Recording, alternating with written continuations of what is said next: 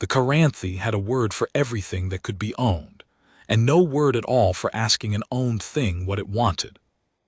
This was not an accident of their language. It was the spine of it.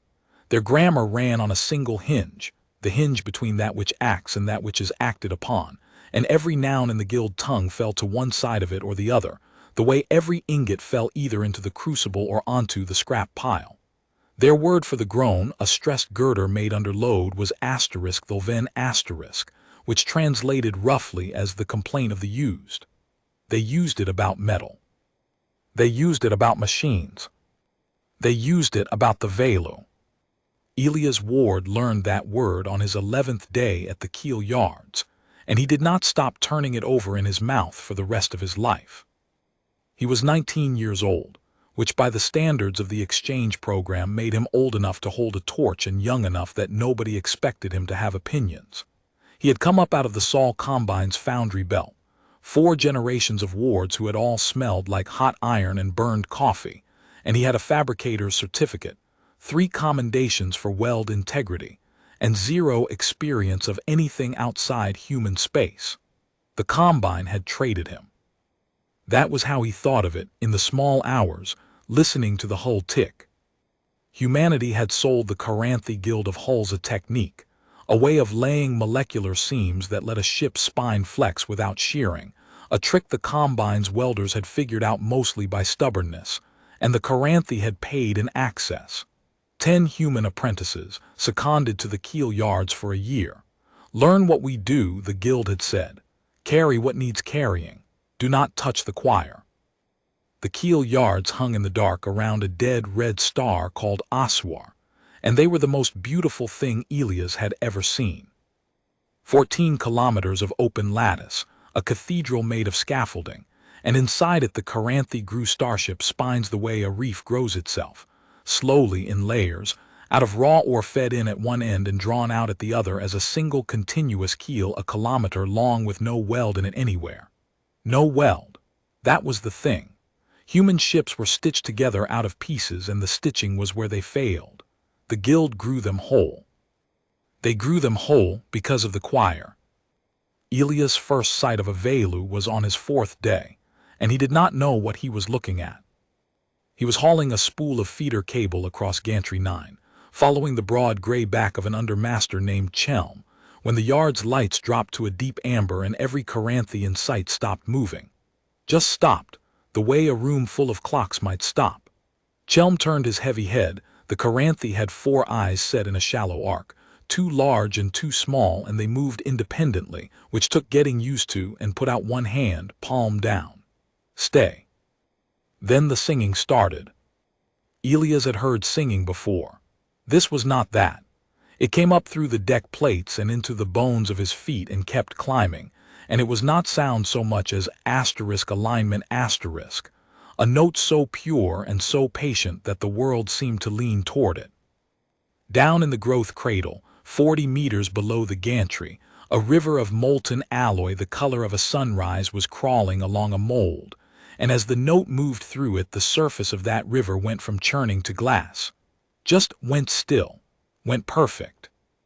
The grain of the metal turned itself, crystal by crystal, into a single continuous lattice, and Elias, who had spent his whole life learning to make 2 pieces of steel forget they had ever been separate, stood on that gantry with a cable spool on his shoulder and felt his eyes sting. "What is that?" he said.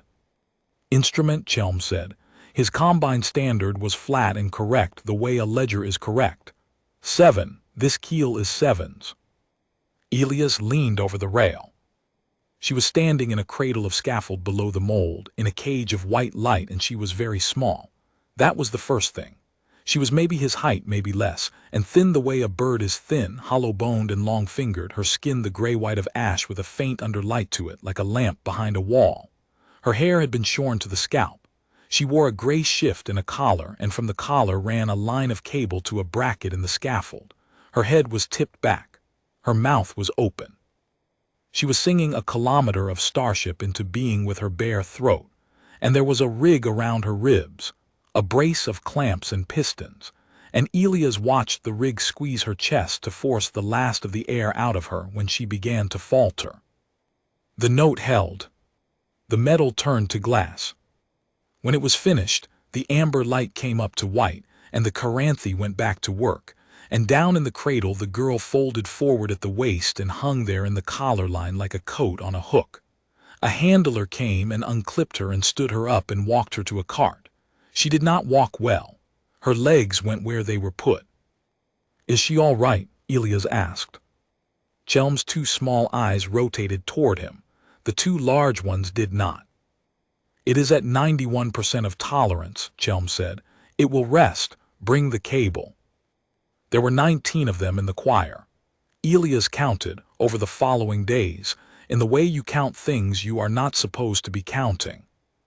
19 Vaelu, ranging from one who looked ancient, a stooped, milk-eyed man they called 11, whose voice had gone and who now only tuned the smaller components, the flanges and the bearing races, down to 2 children who could not have been more than 8 or 9 and who were called 16 and 17, and who sang in a nursery pitch, learning the scales that would eventually kill them.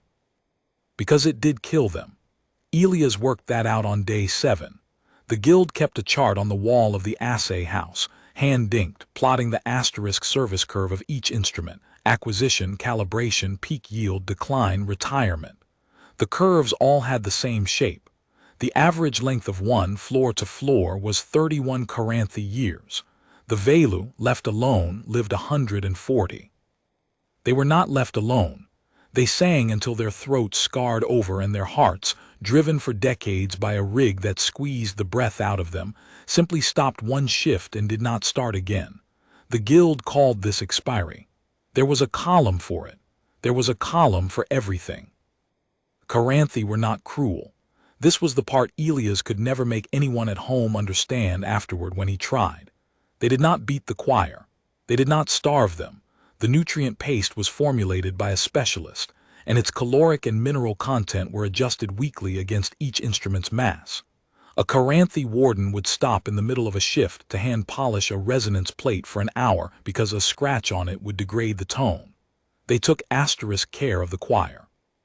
They took the same care of the choir that Elias' grandfather had taken of his lathe. That was the horror of it. It was not hatred, it was accounting. The Vaelu had been brought into the guild 1100 years ago, when a Karranthi survey ship found their world, a wet gray planet of rain and low cliffs, and discovered that the natives could make stone hum. The guild had bought them. There had been, at the time, someone to buy them from. 11 centuries later there was no Vaelu world left to go back to. The guild had strip-mined it for the resonant salts and left the rain to fall on nothing.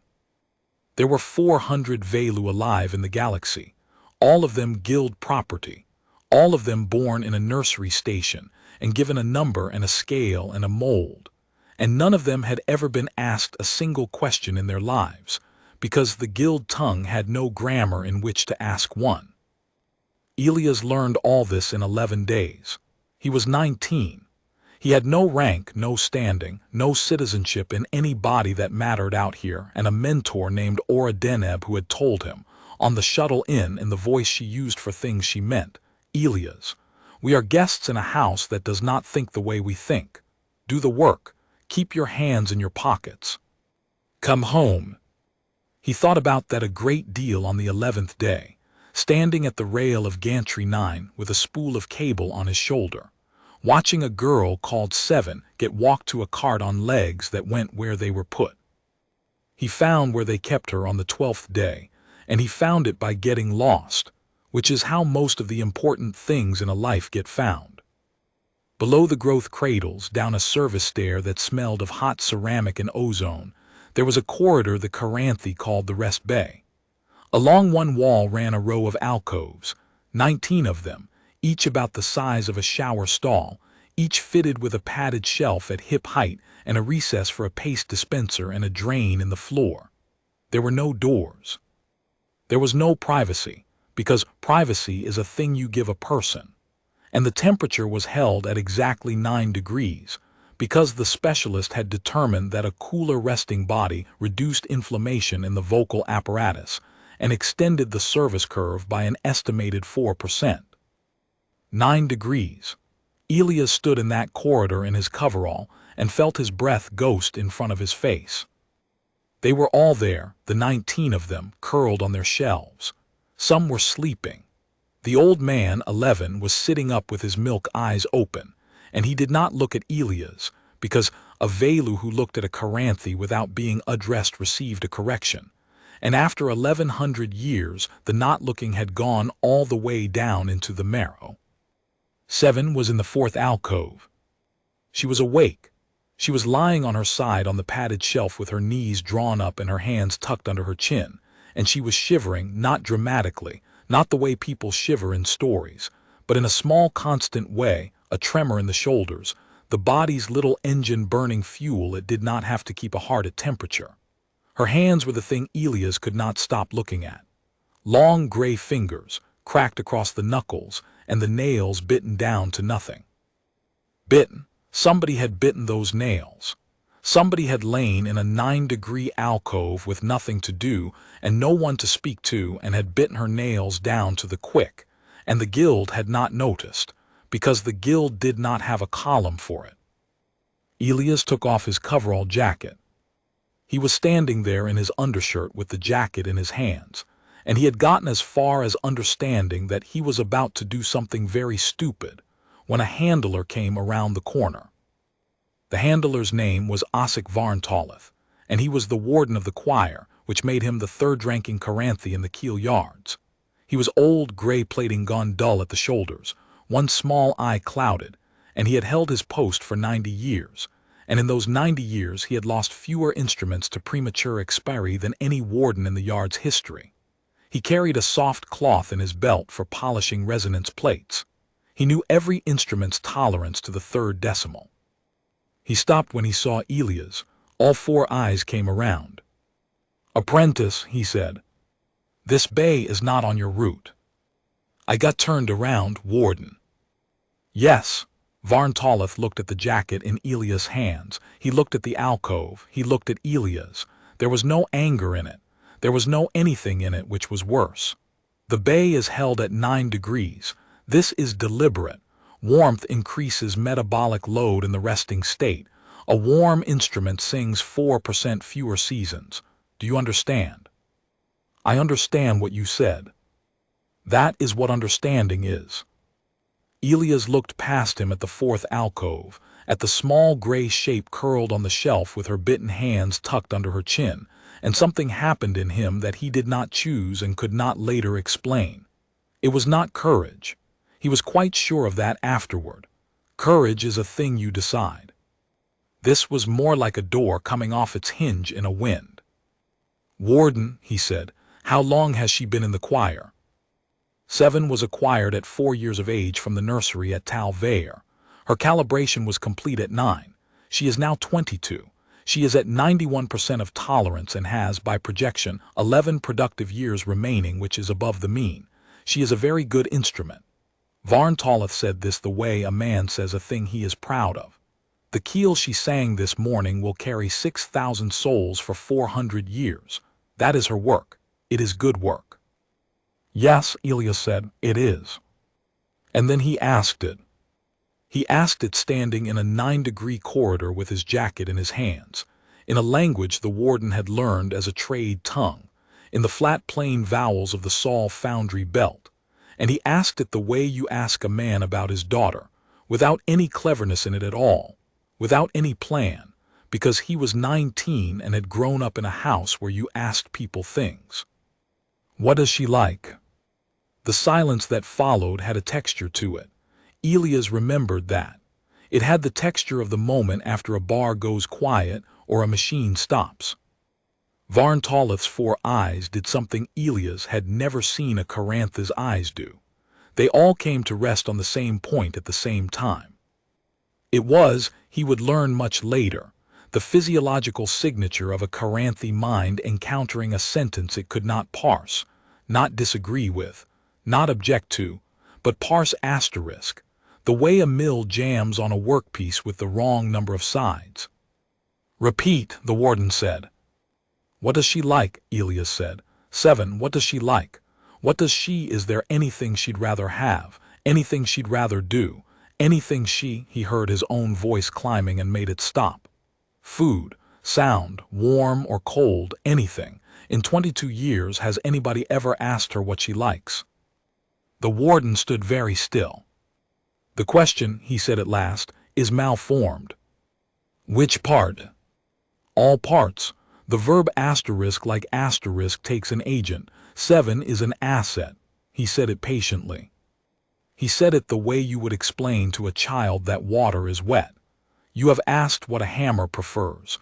There is no answer to be given. There is no place in the ledger where such an answer would be written. Do you see? It is not that the answer is asterisk no asterisk. It is that there is no line. Elias looked at him for a long moment. Then I guess, he said, somebody should draw one.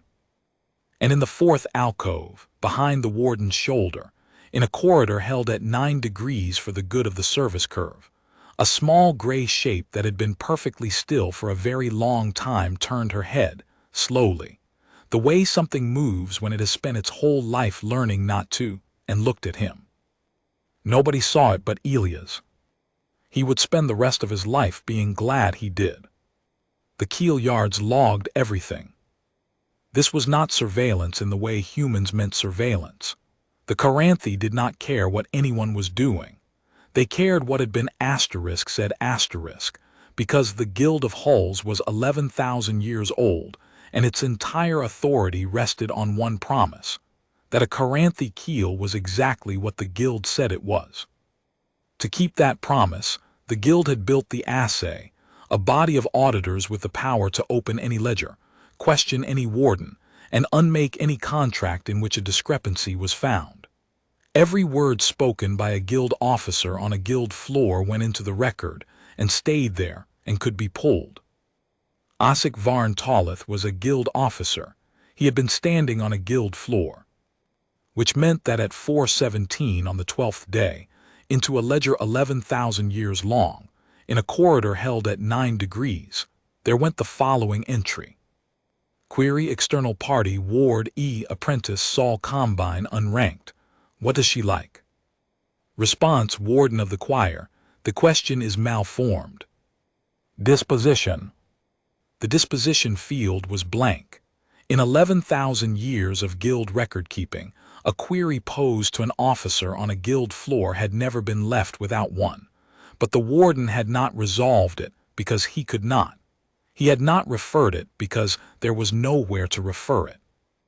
And he had not denied it because, and this was the hinge on which everything afterward turned, Assayer was an honest man, in the only way his people had ever taught him to be honest, and a denial would have meant asserting that the answer was asterisk no asterisk, and he did not know that the answer was no. He knew that the question was malformed. That was not the same thing. He had been 90 years a warden, and he understood, in a way that made him uneasy for reasons he could not have named, that those were not the same thing at all. So the field stayed blank. And a blank field in a guild ledger is a discrepancy. Elias did not know any of this. What Elias knew was that he had said something stupid to a senior Karranthi officer and had not been thrown out an airlock, and that on the 13th day he was reassigned from Gantry 9 to the slag runs, which meant 12 hours a shift walking a cart of cooled dross out to the ejection chutes, alone, in the parts of the yards where nothing beautiful happened. He understood that this was a punishment. He did not mind it as much as he was supposed to, because the slag route went past the rest bay. He did not do anything clever. There was no plan.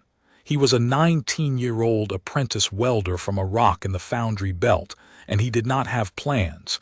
He had impulses that he then lived with. On the 13th day, he simply stopped his cart at the mouth of the rest bay corridor and stood there, and after a while he said, into the cold, "Hello." 19 shapes on 19 shelves did not move. "My name's Elias," he said. Elias Ward, I'm not a Karranthi. I'm from a place called Earth, or my great-grandparents were anyway. I'm from a station, but the station's named after a place on Earth, so. He stopped. He rubbed the back of his neck. That's not interesting. Sorry. Nothing. I'll come back, he said, and pushed his cart on. He came back the next day, and the day after that. He talked his cousin's terrible cooking, a dog his neighbor had owned that had been afraid of doorways 2 minutes each time, because 2 minutes was the slack in the slag route, and he had worked it out with a stopwatch. He talked into a 9-degree corridor at 19 people who did not look at him, and he felt, most days, like a fool. On the 18th day, the old man spoke. You are wasting your allotment, 11 said. His voice was a ruin. It sounded like a door in a wall of sand. They will take it from you. Everything given is taken. Go away. Elias stood with his hands on the cart. What was your name, he said, before they gave you a number?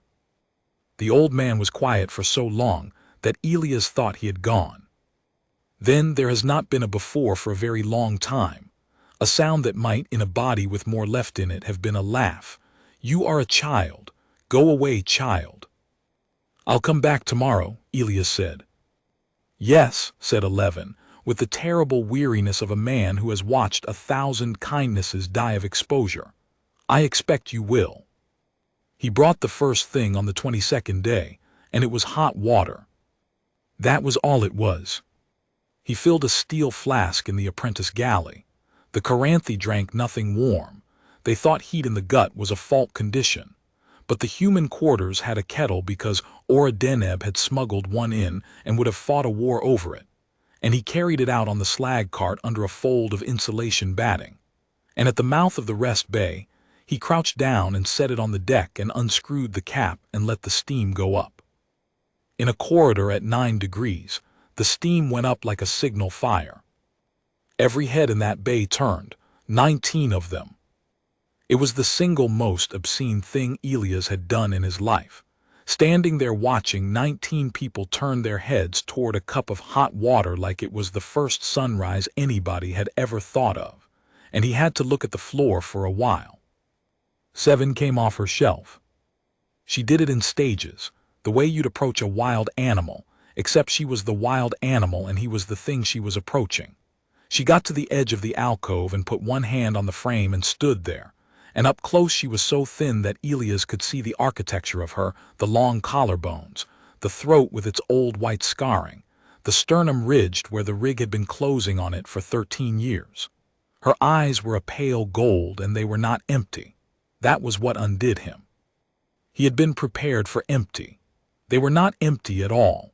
They were full to the brim of something held so still it had gone glassy, the way a pond goes glassy under ice, and there was a person under that ice looking up through it.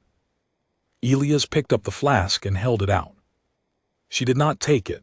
She put her hands out flat, palms down, an inch above the steam. And she closed her eyes. She stood like that for 11 seconds. He counted, because counting was the only thing keeping him from making a noise he would have been ashamed of. 11 seconds, holding her cracked, bitten hands over a cup of hot water, in a corridor she had slept in since she was 9 years old. Then she opened her eyes and looked at him and said, in guild tongue, in a voice like a wire drawn very fine, "Warm." Yeah, Elias said. His voice did something. He cleared his throat and it did it again. Yeah, that's warm. Warm, she said again, testing it. And there was a thing happening in her face that he did not have a name for, a kind of terrible, careful astonishment. The look of someone finding a room in a house they have lived in for 22 years. It is. She stopped. She looked at the flask and then at him, and something in the ice cracked, and she said, very fast and very low like a confession, "It is asterisk good." The word she used was velon asterisk, and it was a Vaelu word, not a guild word, and Elias did not know it yet. It did not mean asterisk good asterisk exactly. It meant something closer to this belongs to me, not in the sense of ownership, but in the sense in which a song belongs to the person singing it. It was the last word of the Vaelu language still in common use among the choir, because it was the only one the guild had never had a reason to take away. The Vaelu used it about small things, the angle of a light, the knock of the coolant pipes at third shift, a slow triple rhythm that some of them slept to, the taste of the paste on days when the mineral load came out faintly salt. They had preferences, all 19 of them. They had always had preferences, every day of 1100 years, in the way that anyone alive has preferences, and they had held them in silence in the dark of 9 degree, alcoves the way you would hold a coal in your fist, because a preference expressed is a preference that can be removed, and everything given is taken. That was what 11 had been trying to tell him. Elias began, without ever deciding to keep a list. He wrote it in the back of his fabrication log, in pencil, in the crabbed shorthand of a man who had learned to write around a welding glove. And the list grew across the following weeks the way a coastline grows on a chart when someone finally bothers to sail along it. 7 hot water on hands, salt, the knocking pipe third shift. Doesn't like white light, likes the amber. Rust, the color of rust, she looked at a corroded bracket for 2 full minutes. 11, quiet. Says he likes when the yard is between keels and it's silent. Says his mother's name was Vaelu. First name any of them has said out loud. 16, kid 9, likes to run. There is nowhere to run. 14, likes the smell of the ozone off the arc welders. Waits by the door on weld shifts. 3, will not speak to me. Turns to the wall. That is also an answer. 17, kid 8. Likes it when I say her number wrong on purpose. He got in trouble for the flask. Of course he did. A handler found it. His allotment was docked. His slag route doubled. A formal note entered against his exchange placement, which meant, Ora Deneb told him afterward with her arms folded and her jaw set, that if he did it again he would be on a shuttle home inside a day, and the entire human exchange might go with him. They'll pull the whole program, Elias, she said. 10 kids, the technique transfer, 40 years of getting a foot in the door out here. She was not shouting. Ora never shouted. You know what a keel like that is worth. Ships that don't crack. Nobody's crew ever dying because a seam let go at 40% of rated load. That is what's on the table, and you are putting it against a cup of tea. It wasn't tea, it was water. Don't. She's 22, Elias said. Ora, she's 22. She's 3 years older than me. They've had a rig on her chest since she was 9, and they've got her down for 11 more years, and then a column in a book. And nobody has asterisk ever asked her anything. I know. You asterisk know. Of course I know. And that was when he saw it, the thing in Ora Deneb's face, and it was not indifference. It was the particular gray exhaustion of an adult who has already run the numbers. I've known since week 1. I have written it up. I have sent it to the Combine Legate at Tal Vayer twice. It came back that the Vaelu are guild chattel under conquered law, that no member polity has standing to petition on behalf of another polity's registered assets, and that any interference by a Combine national will be billed to us as a commercial tort. Her hands had gone into fists. She noticed and opened them. There's no door, Elias. I have been looking for 11 months. The law they built has no door in it. Elias stood there in the little gray room with his fabrication log in his back pocket, and he thought about the blank disposition field, which he did not know existed, and he said the thing that a 19-year-old says. Then it's a bad law. Yes, said Ora, it's a bad law. She rubbed her eyes. Go to your bunk. He went. He lay there and listened to the hull tick.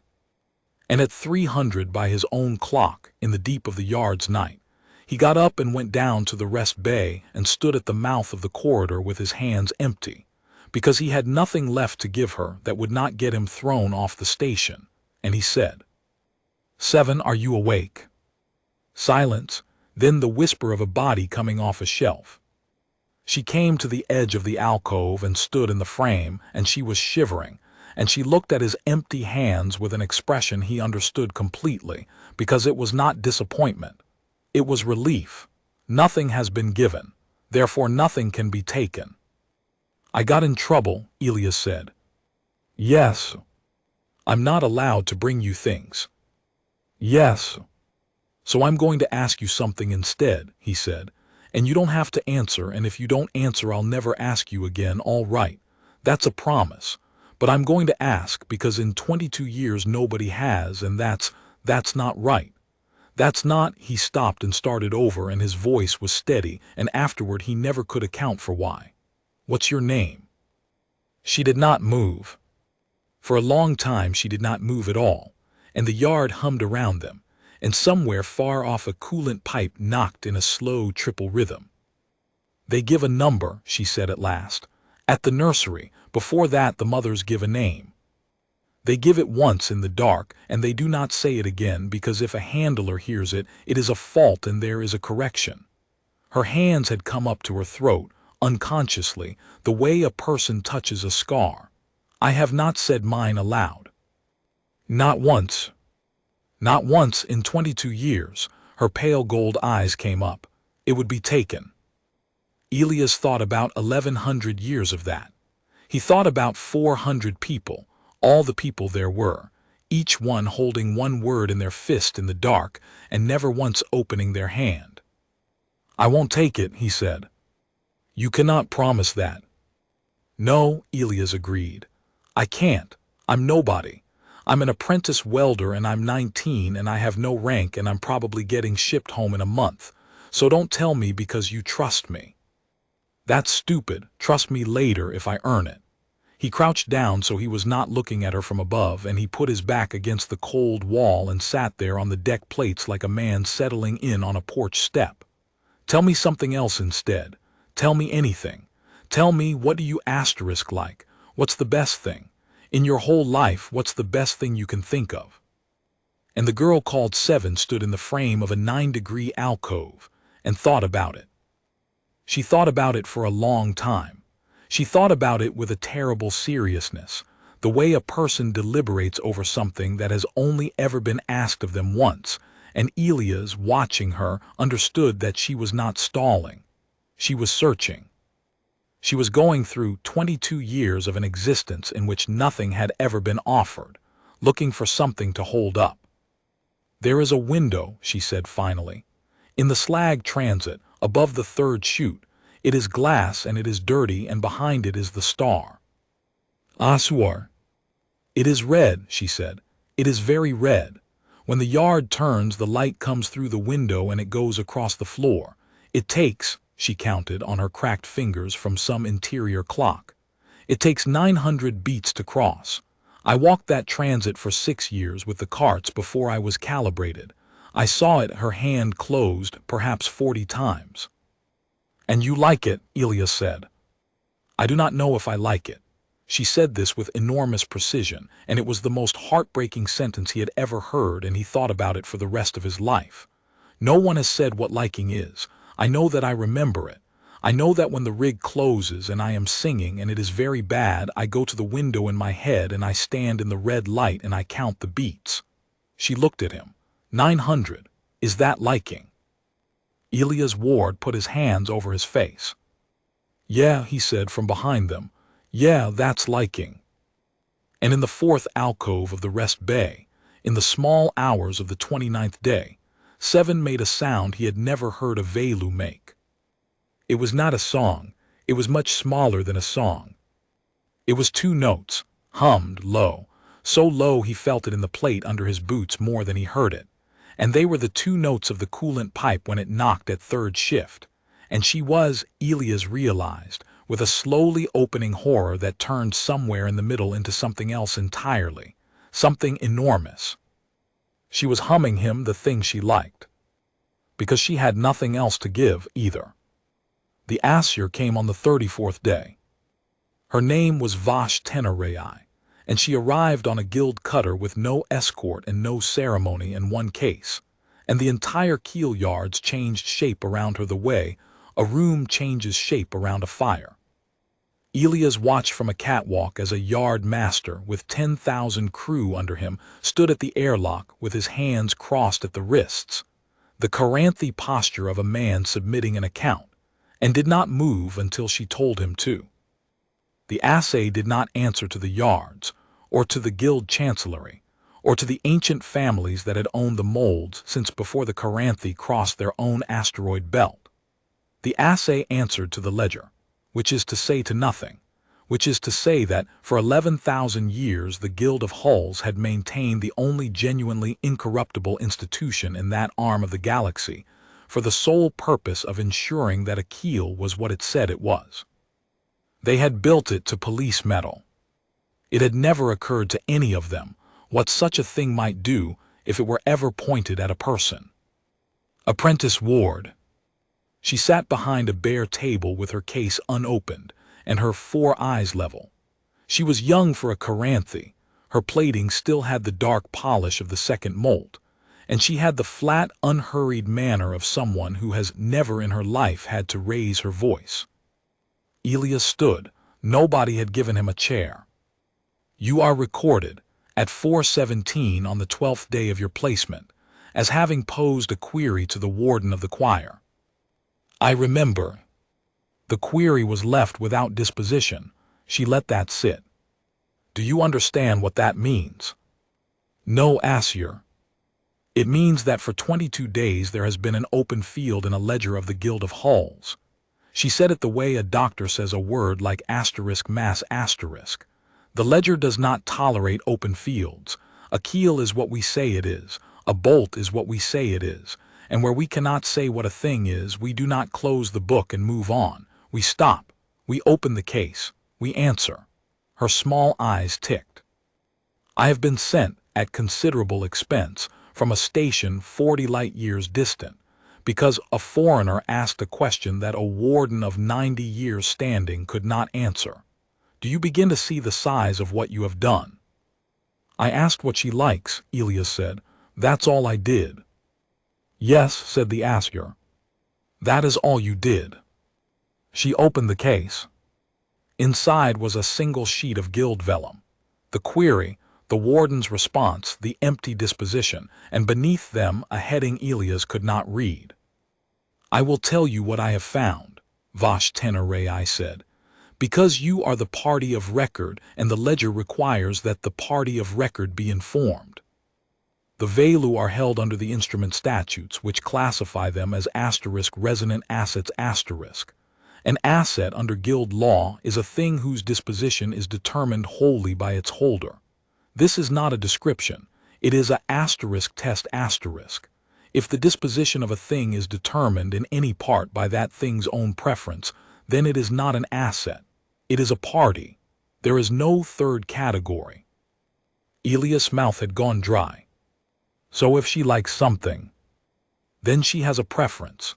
If that preference determines any part of her disposition, if she sings better when she is warm, or worse when she is frightened, such that a holder acting rationally would take it into account, then her disposition is not wholly determined by her holder. The Assayer's hands were flat on the table. Then she has never been an asset. Then the instrument statutes are void ab initio. Every contract written under them for 1100 years is void.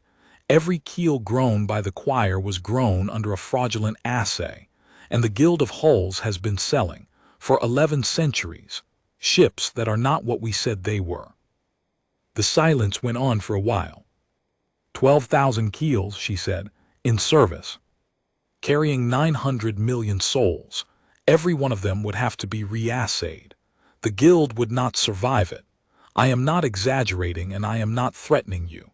I am telling you the actual size of the object you have set rolling, because you are 19 years old and you do not know. Elias stood in the little room and looked at the sheet of vellum on the table. You could just write no asterisk, he said. In the box, you could write no asterisk and it all goes away. Yes. So why haven't you? Vash Tenerai was quiet. Because it would be false, she said. And she closed the case. She gave him 9 days. That was the assay's process. The ledger allowed an asterisk inquiry of fact asterisk, in which any party of record could submit evidence to a disposition, and it allowed 9 days for the gathering of it. Vash Tenorei wrote out the writ in her own hand and stamped it and gave it to a human boy in a slag-stained coverall, and then she went to her quarters and did not come out, because the assay does not assist and does not obstruct. The writ said, "The party of record is granted leave to establish the preference of Instrument 7, if any, by demonstration on the floor, before the assay at the 9th day." By demonstration, on the floor. "They're going to make her sing," Ora Deneb said. She had the writ in her hand and her hand was not entirely steady. "That's what a demonstration on the floor means. They'll put her in the cradle and close the rig and make her do the thing, and you have to show what? That she'd rather be warm. Elias, they asterisk have the numbers. 13 years of throughput data on that girl, and every line of it says she performs to tolerance regardless of conditions. That is the whole point of a service curve. It's asterisk engineered asterisk not to care what she wants. Then I'll show them something the curve doesn't have a line for." "With what?" "I don't know yet," Elias said. Ora looked at him for a long moment. Then she sat down heavily on a crate and put her face in her hands and said, through them, in the voice of a woman signing something, "The exchange is finished, you know that. Whatever happens, the combine's out of the keel yards, and it's my name on the placement, and I'm going to spend the rest of my career explaining you to committees. I know I'm sorry." "Don't be sorry, you idiot." She lifted her head and her eyes were red and he realized with a shock that stayed with him for years, she was asterisk smiling in a fierce broken way. "Be asterisk right asterisk, if you're going to burn my life down, be right." She stood up. She scrubbed her face with her palms. "Now, what do you need?" Elias took out his fabrication log. "A speaker," he said, "a good one. And I need to talk to Earth." The recording took 6 days to arrive, because the relay chain from Assayer to Sol ran through 4 conquered waypoints, and a human archive clerk on Luna who did not, initially, believe the request was real. It was 11 minutes long. It had been made on Earth in a wet season by a man whose name was on the file who had set a microphone in the open window of a farmhouse and gone to bed. There was no music on it. There was no speech. There was a tin roof and a gutter, and beyond that a hillside of coffee trees, and for 11 minutes it rained. Elias listened to it alone in the apprentice bunkroom with his eyes shut and his jaw clenched, and when it finished he played it again. He had never been to Earth. His grandfather had been. That was as close as the Wards had gotten in 100 years. He had grown up on a station where the water came out of a wall in a measured column, and he had never once in his life stood in the rain. He listened a third time and thought about a wet gray planet of low cliffs, strip-mined for its resonant salts 1100 years ago, where the rain still fell on nothing. He was not allowed near the Rest Bay. That had been made clear. So he did it in the slag transit, above the 3rd chute, at the hour when the yard turned, and the light of a dead red star came through a dirty window and started its 900-beat crawl across the floor. He had bribed a handler. He had bribed him with a human wristwatch, mechanical, his father's, wound by hand, a device that measured time with asterisk springs asterisk, which the Karranthi found grotesque and fascinating in equal measure. And the handler had turned it over and over in his gray fingers, and said nothing, and unclipped 7's line, and walked away down the corridor for 11 minutes. 11 minutes. Elias had not asked for that number. The handler had simply chosen it, and Elias never found out why, and he thought about that afterward for a long time. She stood in the red light with her arms at her sides. She had not spoken. She had walked where she was put, the way she always did, and now she was standing in the long slant of red coming through the glass, and she was watching the edge of it move across the floor plate, and Elias saw it and had to look away, she was counting. Her lips were moving. 22 years old, and she was standing in the only beautiful thing she owned, counting the beats, because that was the shape her hope had been squeezed into, and it had set that way, like metal. He put the speaker on the deck. "I want to give you something," he said. "It's not a thing, they can't take it. I want you to understand that first, all right? I'm not going to be here much longer, and I can't take you with me, and I can't fix this, and I don't want you to think I'm not making you a promise, because promises get taken." His voice was doing the thing again. He let it. "But this is a sound, and once you've heard it, it's yours. That's the whole of it. That's all I've got." She looked at the speaker. She looked at him. Her hands at her sides had curled into fists, and he understood by now what fists meant. "What is it?" she said. "Where I come from," Elias said. "There's a planet. Most of us have never been there. It's the only place any of us have ever been from, and almost none of us have seen it. And we've been gone so long that when we build a room, we make it smell like the room our grandparents said they remembered. It's stupid, we're stupid about it." He crouched and put his thumb on the plate. "Water falls out of the sky there, on its own. Nobody makes it happen. It just comes down and it hits the roof, and you lie underneath it and you listen, and there's nothing you have to do about it. Nothing at all. It just falls." He looked up at her. "Your people had that," he said. "Your world had that. They took the world, and I can't get it back, and I'm sorry. I'm so sorry, but I found some of the sound." And he pressed the plate. 11 minutes. It came up out of the little speaker in the slag transit of the keel yards. 40 light years and 1100 years from anywhere it belonged. A tin roof, a gutter, a hillside, a stand of wax palms. The slow build and the sudden fat drumming and the long soft falling off. Water coming down out of a sky, on its own, on nobody's schedule, for nobody's purpose, for no reason at all except that it was what water did. 7 did not move for the first 4 seconds. Then she sat down on the deck plate. She did not fold gracefully. She went down like a structure, all at once, in the red light, and she put both her hands flat on the floor, and she tipped her head back, and she opened her mouth, and nothing came out. And Elias realized, in the worst moment of his life to that point, and possibly ever, that she was crying, and that she had been so thoroughly trained out of making sound with her body for any purpose but the guilds that she could not do it out loud. She wept in complete silence, sitting on a floor with her hands flat, listening to rain.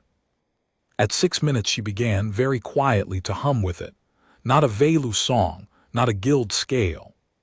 She was following the rain, the way it swelled and eased, the little irregularities in it, the moment where the wind turned and it went sideways across the roof.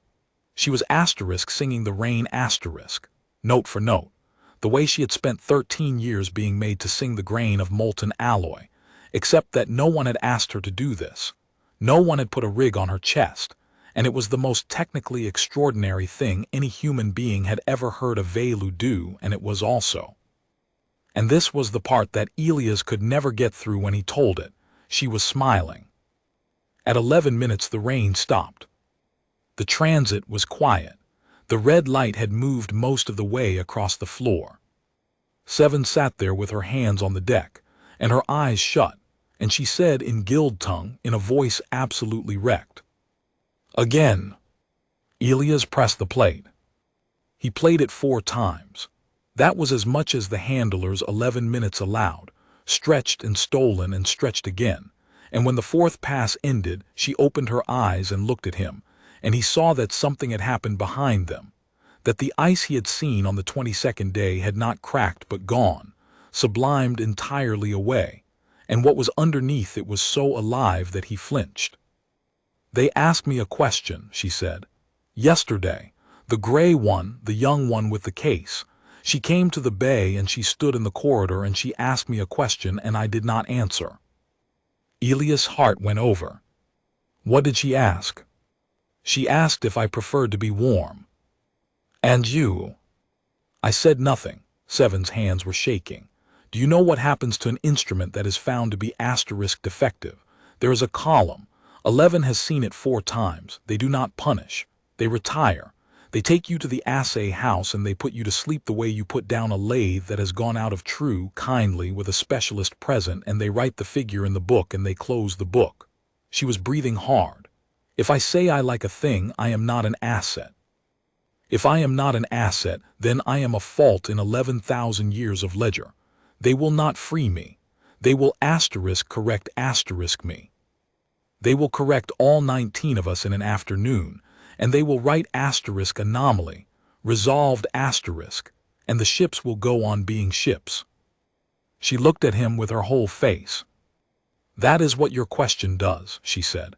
Do you see? I have known it since the day you asked it. I have known it in the dark for a month. You gave me the only thing anyone has ever given me, and it is a knife Elias Ward, and I do not know which way to hold it. The red light reached the far wall. 900 beats, it was over. And in the dark that followed, the girl called 7 stood up, and shook out her hands the way a singer does before a difficult passage, and said, Ask me again, on the floor in front of them. Ask me in front of all of them, and I will answer, and let it fall where it falls. They'll kill you. Yes, she said, probably. She was already walking back toward the corridor, back toward the 9-degree bay and the shelf and the paste and the rig, and she stopped at the door with her hand on the frame and did not turn around. But I have heard the rain, she said, so now there is a asterisk before asterisk. The guild moved on the 7th day, and it moved the way a mill moves, without malice, without hurry, and without any part of it needing to be told what to do. Nobody gave an order. That was the thing Elias could never make the committees understand afterward, when they wanted a villain with a name. There was no conspiracy in the keel yards. There was a yard master with 12,000 keels in service. There was a specialist whose professional standing rested on the accuracy of a service curve. There was an underassayer who had noticed, in the course of routine work, that Instrument 7's throughput variance had risen 0.4% over 30 days, which is within tolerance, which is nothing, which is the sort of number that appears in a report because reports have a place for it. And a rise in variance under the instrument statutes, Section 14, was an asterisk indication of possible defect. And an indication of possible defect required an asterisk evaluation. And an evaluation was performed by a specialist with a case, in a clean white room, and it took 40 minutes, and at the end of it the instrument was either returned to the cradle or it was not. Elias found out because 16 told him. The 9-year-old. She got out of the bay somehow, nobody ever established how, and Elias always suspected 11 of it. And she came pelting down the slag transit in her gray shift with her bare feet slapping the deck, and ran into him so hard she nearly knocked him over and said one word. 7. He ran. He did not get there. He got as far as the second landing of the assay house stair, where 2 handlers, not cruel, simply large, held him by the chest while he shouted himself hoarse at a closed white door. He shouted for a long time. And after a while the door opened and Assayer Varn, warden of the choir, came out of it and stood at the top of the stair, and Elias stopped shouting, because the warden's 4 eyes were all resting on the same point, and Elias had seen that once before in a corridor at 9 degrees, and he knew now what it meant. It meant a mind jammed on a workpiece with the wrong number of sides. Is she alive? Elias said. She is in the room. Is she alive? The evaluation is not concluded, said the warden. I have suspended it. Nobody moved. You can do that, Elias said. I am the warden of the choir. Varn came down 2 steps. He looked, Elias thought, old, not the well-kept oldness of a tool that has been maintained, but genuinely old, worn through somewhere under the plating. The care of the instruments is my office. If I say an evaluation is improperly founded, it does not proceed until the founding is reviewed. This is written. No one has ever used it. His small eyes ticked. The specialist has gone to file. He will be back within the hour with a writ, and it will be granted because the founding is not improper. The variance is real. Section 14 is satisfied. I have bought perhaps 90 minutes and I have ended my career to do it, and I do not know why. He said the last part exactly as flatly as the rest. Elias came up the stair. The handlers let him. Yes, you do, he said. I do not. Warden, yes, you do. Ossic Varn Talleth stood on the stair of the assay house with his hands hanging at his sides, and for a while he did not say anything at all. And then he reached to his belt and took out the soft cloth he kept there for polishing resonance plates, and he turned it over in his gray fingers, and he said, When Seven was 11 years old, she was calibrated to the 3rd scale, and it went badly, and she was in the recovery bay for 40 days. A calibration failure at that age has a mortality of 1 in 4. I was not required to attend. I attended. He folded the cloth. There is a lamp in the recovery bay, an amber one low for the specialist's instruments. It is on the left-hand side. On the 8th day, I observed that the child had turned herself on the shelf so that she was facing it. On the 9th day, I observed the same. On the 14th day, a handler turned her to face the other way, for the drain, and within the hour she had turned herself back. He looked at Elias. There is no column for that, he said. There is no line in the ledger where it goes. I have known this fact for 11 years, and I have not been able to put it anywhere, and it has not gone away. His voice did not change. It did not need to. I have 406 such facts, Apprentice Ward. I have been recording them for 90 years. 16 runs in the transit when she believes she is unobserved. She runs in circles. She has nowhere to go. She runs until she falls down. 14 stands at the door on weld shifts because of the smell of the ark. 3 has not spoken since her sister expired, and I have the day written down. 11's mother was named Vaelu. He said it once, to himself in the dark in the 9th year of my wardenship, and I heard it, and I have never told anyone, and I have thought about it every day for 81 years. The assay house hummed. Somewhere below them a mill was running. I am the best warden the yards have ever had, said Ossic Varn Talleth. This is measurable. My instruments live longer. My throughput is higher. My expiry rate is the lowest recorded in 4,000 years. Do you know how I have achieved this? No, Elias said, and he was crying, and he did not bother about it. By paying attention to what they asterisk like asterisk, the warden said, for 90 years, without once having a word for it. They went to the Assayer together, at a run, a warden of the choir and a 19-year-old apprentice in a slag-stained coverall, running through the keel yards past crews who stopped and stared, and Vash Tenerai opened her door before they reached it, because she had already been informed. You will not ask me to intervene, she said. No, said Varn Talleth. I am glad. I would refuse. The assay does not assist and does not obstruct. That is the whole of our value, and if I spend it here I will have nothing to spend at the hearing. Her small eyes ticked to Elias. The specialist's writ will be granted in 90 minutes. Do you understand your position? She'll be dead before the hearing, Elias said. Yes.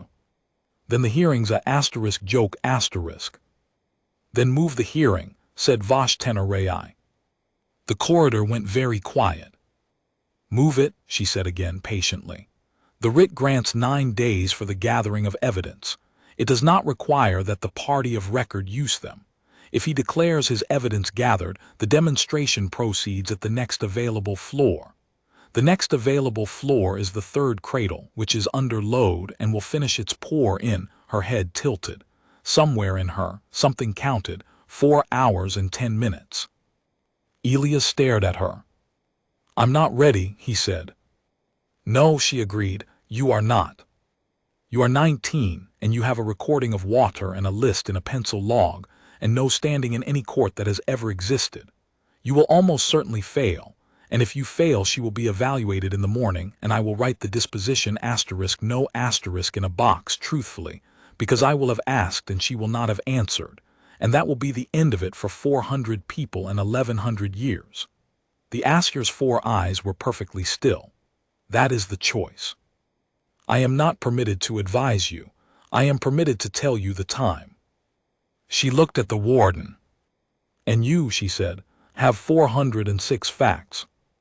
Assayer Varntolith's head came up very slowly. You have read my private ledger, he said. You are a guild officer, said Vash Tenerai. Everything you write on a guild floor is in the record. It has been in the record for 90 years. And then, for the first and only time Elias ever saw, something moved in an Assayer's face, a fractional thing, a flexion at the edge of the jaw, gone as quickly as it came. Warden, I have read your ledger 3 times. I read it before I read the query. It is the reason I did not write no asterisk in the box in the first hour of my arrival and go home. They had 4 hours. Elias spent 30 minutes of it being sick in a service head, and then he washed his face and looked at himself in a scratched steel mirror. A boy with a bad haircut, and a burned scar on his forearm from a spatter incident when he was 16. No rank, no title, no plan, and said, out loud to nobody. Right. Then he found Ora Deneb, and she got the other 9 human apprentices, and they took over a fabrication bay that nobody had authorized them to take over, and they worked. Because Elias had understood something on the assay house stair, and it had not come to him as a strategy. It had come the way the door had come off its hinge in the wind, on the 12th day, in a corridor at 9 degrees. The guild would not accept that 7 asterisk wanted asterisk anything. There was no ledger line for wanting. The specialist had 13 years of data proving an instrument saying to tolerance regardless of its condition, and the specialist was asterisk right asterisk, because they had built the rig to make it true, the clamps, the pistons, the collar line, a whole beautiful machine for extracting a perfect note from a body that had no say in the matter. You could not argue that data. So he would not argue with it. He would take the rig off. You're insane, said Ora Deneb. They'll never believe a demonstration where she's compelled, Elias said. He had the fabrication log open, and he was drawing, fast, in the crabbed shorthand of a man who had learned to write around a welding glove. That's the trap. Whatever she does in the cradle, the specialist says the rig did it. Every time, forever. As long as there's a rig on her chest, everything she does belongs to them. He looked up. So we take it off. We put her in that cradle with nothing on her. No clamps, no collar, no line. And we ask her in front of the assay on the floor in the record whether she wants to sing. And if she says no, then she says no, said Elias. And it's the first asterisk no asterisk anybody said in this building in 1100 years, and I'll take it. The bay was silent. 10 human apprentices, average age 20, in a shipyard that had been old when their species was chipping flint. And if she says asterisk yes, said one of them quietly. A girl named Petra, from Ceres, who had said perhaps 40 words in 8 months. Elias put down his pencil. Then she's not an asset, he said. Then she never was. Then she's a asterisk singer. The warden came at the 3rd hour, and stood in the door of the fabrication bay with his cloth in his hand, and watched 10 humans build nothing. That was the strangest part. They were not building a machine. There was no device, no counterrig, no clever human fix. What they were building was a asterisk cradle floor, a plate of deck grating 4 meters by 4, laid over the mold gantry where an instrument would ordinarily stand clipped into a scaffold, and around it at the 4 corners, 4 amber lamps. Cargo lamps, salvaged out of a hold, gel-filtered by hand with sheeting from a medical kit. And along the rail of the plate, bolted at hip height where a hand could rest on it, they were welding a length of coolant pipe, cut out of a dead line on deck 9 and fitted with a solenoid tap on a slow timer, so that it would knock softly, in a triple rhythm, the way the line knocked at 3rd shift. Assayer Varntolith watched them work for 11 minutes without speaking. Then he came forward and put his hand on the rail, and he felt the pipe knock under his palm, 3 slow beats, and his 4 eyes went to the same point. She sleeps to this, he said. Yeah, Elias said, not looking up from the weld. I have known that for 19 years. The warden's fingers spread on the pipe. It is fact 140 in my ledger. I wrote it when she was 3 years in the bay. I have never been able to do anything with it. There has never been anywhere for it to go. Elias lifted his mask. His face was wet, and it was not entirely from the heat. It goes here, Warden, he said. And Assayer Varn Talleth, Warden of the Choir, third-ranking Karranthi in the Keel Yards, 90 years, in an office that had cost him everything he had never let himself want, took off his coat of rank and laid it over a crate and picked up a torch he had not held since he was an apprentice himself, 11 decades and a lifetime ago. Then, he said, I will hold the other end. They finished with 20 minutes to spare. At the 4th hour, the pour in the third cradle finished, and the great amber lights of the keel yards came up, and the yard began, as it had begun 40,000 times before, in 1100 years, without ever once being asked, to gather for a demonstration on the floor. Word had gone through the yards. Elias never knew how. Along every gantry and catwalk overlooking the third cradle there were, by the time the assay took its place at the rail, 4,000 Karranthi, standing with their hands crossed at the wrists. The choir came out. They came out because Varn Talleth had ordered it, and it was the last order he would ever give, and they came in a line, 19 Vaelu in gray shifts, walking between handlers, their eyes down, the way they had walked to a cradle every day of their lives. 11 stooped and milk-eyed. 14, 3 who did not speak. 16 and 17, 8 and 9 years old, holding hands. And last, walked out of a clean white room in the assay house by a specialist who was still, 40 minutes later, shaking with rage. 7. She had no collar on. Elias had insisted, and the warden had signed it, and the Assayer had allowed it, and the specialist had written a formal objection in a hand so hard it tore the vellum. She walked out onto the plate of deck grating in the middle of the third cradle of the keel yards, under 4 amber lamps that 10 human children had gel-filtered by hand, with a kilometer of molten alloy waiting in the mold below her and 4,000 Karranthi standing at the rails above her. And there was nothing on her body at all, no clamps, no pistons, no line, no rig, nothing holding her, nothing making her nothing. For 22 years, she had never once stood anywhere without something attached to her. She stopped, she put one hand out and found the rail. And under her palm, the coolant pipe knocked, softly, 3 slow beats, the way it did at third shift in the dark in the bay, where she had lain awake for 13 years listening to the only lullaby anyone had ever accidentally given her. 7's head came up. She looked across the cradle, past the assay, past the warden, past 4,000 of the people who owned her, and she found the boy. And Elias Ward, 19 years old, of no rank and no standing, stepped up to the rail of the third cradle in a slag-stained coverall, with his father's watch gone and his career gone and his hands shaking so badly he had to grip the rail to stop them. And in the enormous ringing silence of the largest shipyard in the sector, he asked her, "What do you like?" It went out across the third cradle in flat foundry belt vowels, into a silence so total that 4,000 Karranthi heard it without amplification. And it went, because the third cradle was a guild floor, and everything spoken on a guild floor goes into the record, straight down into a ledger 11,000 years long. Query Party of Record Ward E. What do you like? Respondent Instrument 7. The specialist was on his feet at the rail, and his voice cracked out over the cradle. The respondent is an asset.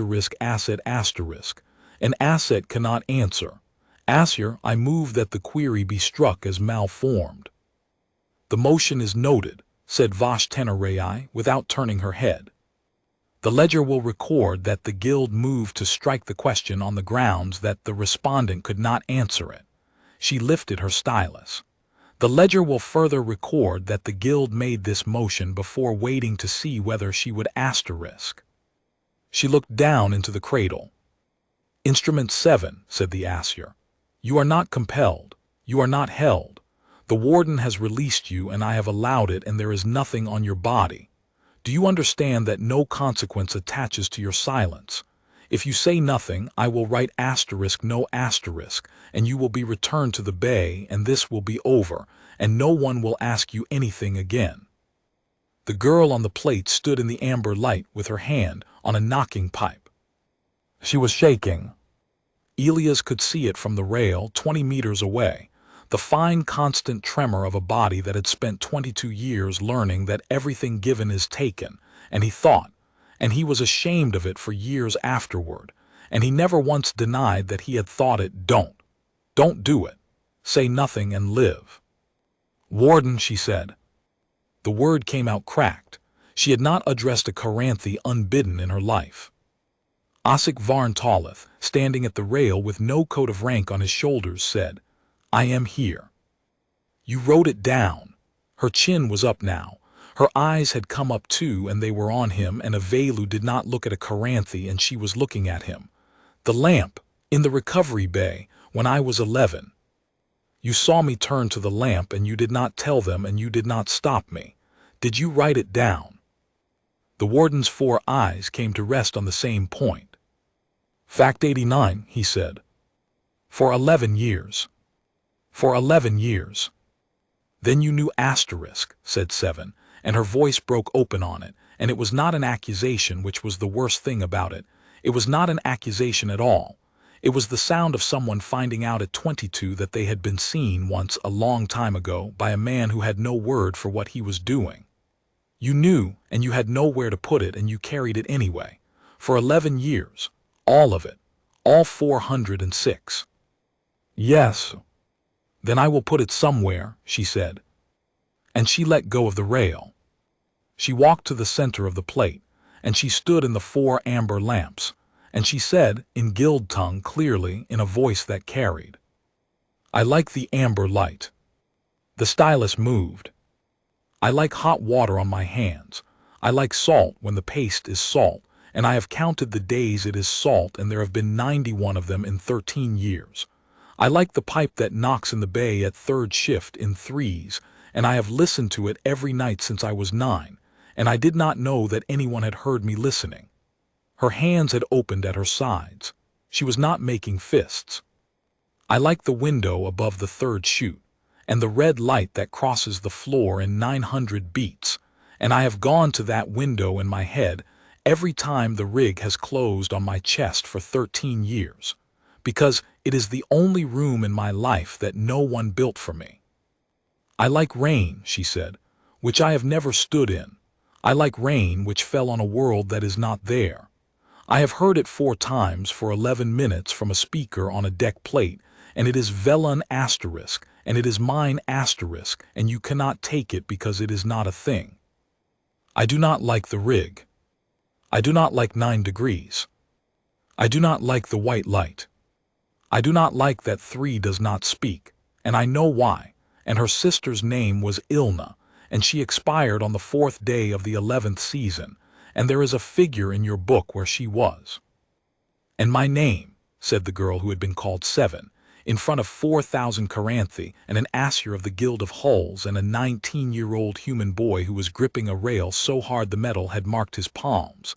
My name is Rena *, which my mother said once in the dark, and never again, because if a handler heard it there was a correction. It is the word for the sound water makes when it falls on stone. There is no stone here. There is no water. She named me for a sound our world does not make any more, and she gave it to me in a whisper, and I have held it in my mouth for 22 years and not said it, not once, not even to myself. She looked up at the rails, at all of them, at the whole enormous machinery of 11,000 years. I am saying it now, said Rena. My name is Rena, and I like the rain. The ledger recorded it. It recorded, at 1841 on the 7th day of the inquiry of fact, in the 3rd cradle of the keel yards at Assayer, before the assay, that the respondent had answered, and it recorded what she said, and it recorded the exact interval of 41 seconds in which nobody on any rail in that shipyard moved or spoke. And then it recorded that the old man called 11, who was 96 years old and whose voice had been gone for 2 decades, stepped out of the line of the choir and said, in a ruin of a voice, to no one, to everyone, "My mother was named Vaelu. I like the quiet between keels. I have liked it for 81 years. And 14 said, I like the smell of the ark. And 16, who was 9, said, I like to run, and burst into tears. And then, because she was 9, ran 3 full circles around the cradle plate, sobbing in her bare feet, while 4,000 Karranthi watched in a silence that had begun to have something terrible in it. And 3, who had not spoken in 11 years, turned and looked at the rail where the specialist was standing, and did not speak, and everyone in that yard understood her perfectly. It went down the line, all 19. Some of them could barely get it out. Some of them said one word and stopped. 17, who was 8, said she liked it when the human boy said her number wrong on purpose, and there was a sound from somewhere along the upper gantry that Guild acoustic analysis was never able to attribute, but which 4 separate Karranthi later described in sworn testimony as the noise a person makes when something they have leaned on for their whole life gives way. The ledger recorded all of it. It had no choice. That was what it was for. And when it was finished, Vash Tenerai, Assayer of the Guild of Hulls, stood at the rail of the 3rd cradle with a stylus in her hand and a sheet of vellum in front of her, and she looked down at the blank disposition field that had been open for 41 days, and she wrote in it. She wrote one word. Yes. Here is what one word did. Under guild law, an asset is a thing whose disposition is determined wholly by its holder. The assay had now found, in a formal inquiry of fact, that the disposition of the choir was determined in part by the choir's own preference, that a warm instrument sang a longer curve, that a frightened one sang a shorter one, that the greatest warden in 4,000 years had achieved the best throughput in guild history by attending to what they liked, and had 406 written facts to prove it, which meant the choir had never been assets, which meant the instrument statutes had been void from the day they were written, 1,100 years ago, in a room where nobody had thought to ask, which meant that every keel the Guild of Hulls had grown by the voices of the Vaelu had been assayed under a false instrument, and that the Guild's promise, a keel is what we say it is, had been, for 11 centuries, the one thing the Guild had never permitted itself to be, a lie. 12,000 hulls, 900 million souls. The yard master's own house had held the mold rights for 600 years. He stood on the upper gantry with his hands crossed at the wrists, and he did the arithmetic that everyone in that yard was doing, and then he did the other arithmetic, the one that had a knife in it, and he said, his voice carrying flat and clear across the cradle, and it is engraved now, that sentence, on the arch of the conquered hall at Vaelu. Then we will re-assay them all. There were people in the guild who wanted the record struck. There always are. The proceedings of the 18 months that followed fill 900 volumes, and Elias Ward is in almost none of them, because the thing about a ledger that has been honest for 11,000 years is that it does not know how to stop. The Guild of Hulls did not survive it, not as it had been. The shipwright houses broke. The chancellery was dissolved and reconstituted under a conquered commission. The great families were bankrupted by the reassay, and every one of the 12,000 keels was opened and inspected. And this is the part nobody expects, and it is true, every single one of them passed. They were perfect. Of course they were perfect. They had been sung by people who were very, very good at what they did, and who had had nothing else in their lives to be good at.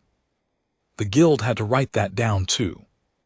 The Vaelu restoration took 19 years, and it is not this story, but it must be said, because it is the arithmetic that closes the account. There were 411 Vaelu alive when Rena said her name. They were, by the assay's finding, parties, which under conquered law made them a polity without a world, which made the strip mining of that world a taking, which made the Guild of Hulls a debtor. The debt was not calculable. They calculated it anyway. That is what the Karranthi are. It was not paid in currency. It was paid in asterisk work, in hulls, in atmosphere processors, in resonant salts hauled back from 400 foundries and put into the ground they had come from, and in the slow business of teaching a stripped gray planet how to have weather again. It rained on Vaelu for the first time in 1100 years on a spring morning that the Karranthi calendar records to the second, and there were 398 Vaelu standing on the cliffs to watch it. 13 of them had not lived to see it, and their names were read out first, and one of the names read out was 11, who died at 101, in a warm room, having asked for and received an entire afternoon of silence. Assayer was there. He had lost his rank, his house, his pension, and his standing, and he had spent the intervening years as the conquered's chief witness against the institution he had served for 90 years, testifying in a flat voice, day after day, from a private ledger of 406 facts. He stood on the cliff with his soft cloth in his hand, and he did not put it away. And Elias Ward was there, because they had sent for him. He was 22 by the calendar he used. The age Rena had been in the Rest Bay, and he had spent 3 of those years in front of committees explaining himself, and he would go back to welding later and be very good at it, and teach it for 40 years to people who mostly did not know what he had done and would not have believed it. He stood on a wet cliff on a world he had never seen, in the first rain of 1100 years, and got completely, stupidly soaked and laughed until he had to sit down. She found him afterward on the cliff when it had stopped. She was 25. She had put on weight. Her hair had grown out, pale as ash, past her shoulders. She wore a coat of no rank whatsoever because the Vaelu had voted in their first assembly to have no ranks at all for 100 years and to see how it went. There was a knot of children around her because there were children now 41 of them, born free, the first in 11 centuries, and they were filthy to the knees with mud they had never been told not to play in. She sat down next to him on the wet stone. For a while neither of them said anything. Down the slope the rain came off the cliff edge in threads, and there was a sound coming up out of the rock, everywhere, in every gully water falling on stone. Rena, the whole planet was saying her name and she had stopped noticing, the way you stop hearing your own house. They want to put the question on the charter, she said at last. The founding one, the first line. I heard. They have argued about it for 2 years. There is a faction that says it is undignified to found a nation on a sentence a foreign child said in a corridor. She was smiling. He could hear it. I have not told them that I do not care what is dignified. I care what is asterisk true. Elias looked out at the rain-dark cliffs and did not say anything, because he had learned, in 3 years of committees, when to shut up. Rena pulled her knees up and put her chin on them, and watched the water go down the gullies and said, You know that you did not free us. I know. The Assayer freed us. The Warden freed us. I freed us. I said the words. I stood on the plate. It was my throat and my name and my risk.